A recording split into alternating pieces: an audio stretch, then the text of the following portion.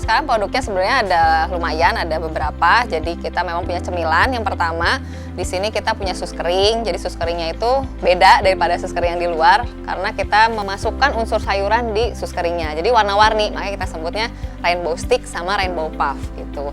Terus kemudian yang kedua kita punya sama cemilan juga, dia unicorn series. Jadi kita bikin warna-warninya unicorn, menarik buat anak-anak, tapi tetap sih warna-warninya itu dari sayuran gitu. Nah, terus kita punya bumbu tabur atau topping.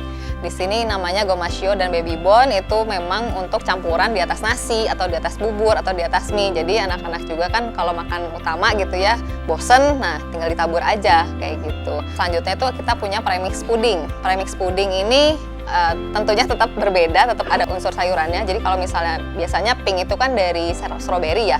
Nah, sekarang itu pink itu dari beet. Jadi kita memasukkan unsur sayuran di situ. Kemudian ada bunga telang juga sebagai pewarna biru. Kemudian juga ada suji pandan. Jadi pandan suji ini jadi ada aroma sama warnanya hijau gitu kan. Nah, yang terakhirnya ada kalenoi atau kita bilang ini nori sayuran ya. Jadi biasanya kan nori dari rumput laut nih. Nah, kita bikin inovasi yang serupa nori tapi terbuatnya dari sayuran, dan sayurannya pun lokal semua. Kita ambil dari Bogor gitu kan. Jadi kita memang mengambil sayuran daun singkong. Jadi daun singkong yang biasanya pahit itu jadi enak di situ, sama dicampur dengan sayur kale atau kale. Jadi di situ kita pengen ngasih tahu kalau sayur itu bisa loh seenak nori, dan diolahnya tuh mirip-mirip nori gitu. Jadi gantinya kerupuk.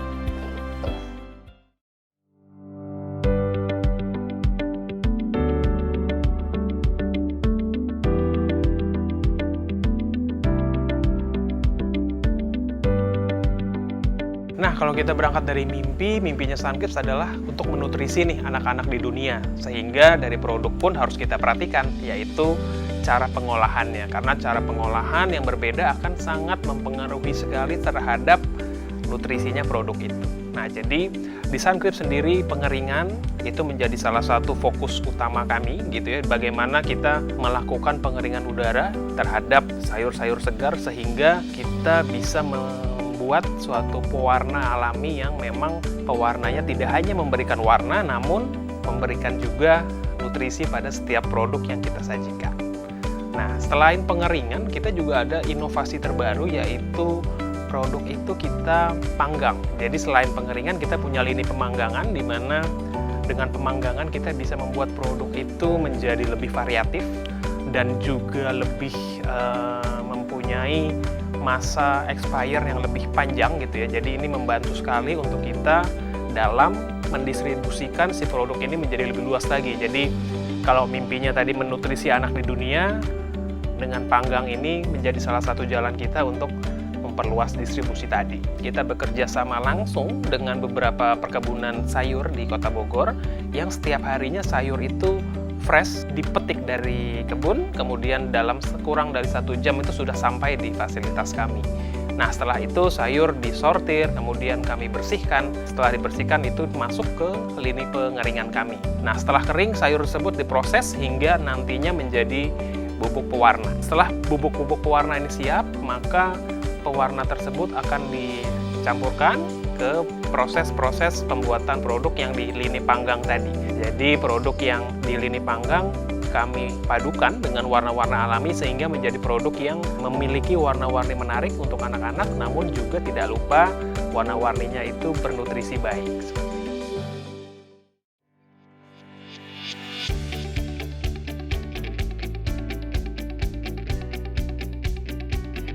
Jadi awalnya itu saya lulus 2017, saya SMK, terus melamar ke Suncrips itu join 2018.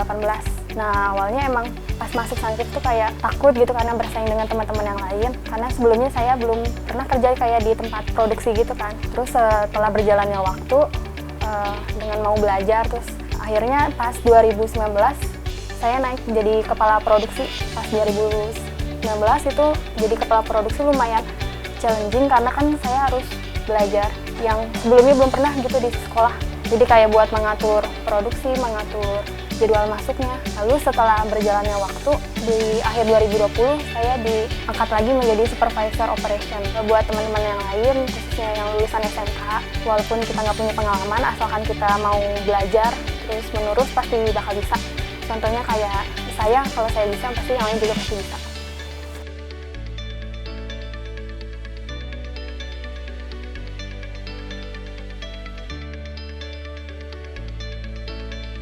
Ya, jadi Sangkrips itu di Bogor dan hampir 90% timnya itu berasal dari lulusan SMK Bogor. Kenapa itu menjadi salah satu option bagi Sangkrips adalah pertama dalam segi keterjangkauannya ya. Jadi untuk memudahkan setiap karyawan atau setiap tim itu memang jika kita memiliki tempat tinggal dekat dengan kantor itu akan menjadi salah satu kemudahan. Namun yang lebih penting lagi dari Sangkrips ini adalah kenapa saya memilih merekrut anak-anak lulusan SMK, bahwa sebenarnya mereka ini secara skill itu bagus ya. Salah satu yang menjadi passion saya secara personal adalah saya suka untuk membina seseorang gitu ya. Saya sangat mempunyai passion untuk bagaimana sih kita bisa membina anak muda gitu ya yang memiliki passion, semangat menjadi seseorang yang lebih baik lagi gitu. Jadi contohnya anak-anak SMK ini dengan hard skill yang sangat baik, namun sekarang ini challenge bagi kami adalah mengembangkan soft skill-nya justru.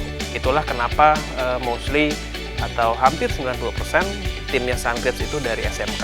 Jadi sempat ada kekhawatiran, namun jika melihat 3 tahun ke belakang dengan pengalaman kami di SMK, bahwa sebenarnya jika setiap anak atau setiap orang pada dasarnya jika mereka mau belajar, setiap orang pasti akan bisa berkembang.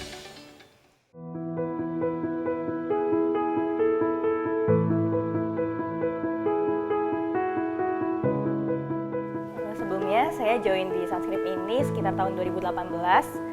Di bulan Februari, awalnya itu saya bagian admin dan finance. Di situ tugas saya selain admin dan finance juga merembet sebagai purchasing juga ya, dan juga untuk stok barang. Selanjutnya di sekitar tahun 2019 saya pindah ke jadi business development. Saya lulusan SMK dengan program studinya akuntansi. Saat ini juga saya sambil menjalankan kuliah. Jadi di Sangkrips ini kita nggak cuma bekerja aja. Di sini juga kekeluargaannya itu kuat banget. Kayak tiap awal tahun biasanya kita ada outing. Selanjutnya untuk membangun skill juga, kita biasanya ada juga pelatihan-pelatihan internal. Pertama yang saya ikutin itu waktu itu TFL, Training for Leader. Selanjutnya ada Public Relation. Terus yang terakhir kemarin itu kita ada Customer Excellence.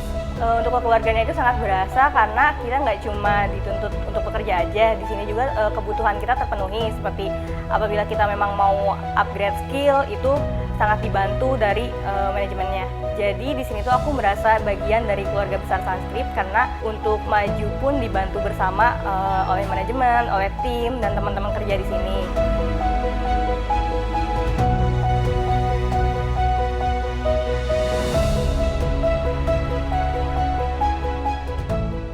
Teamwork makes the dream work. And even luckier if we can work with the dream team. Every member of the team is allowed to bring out their best potential, and we believe that if we want to learn together, we can move forward together.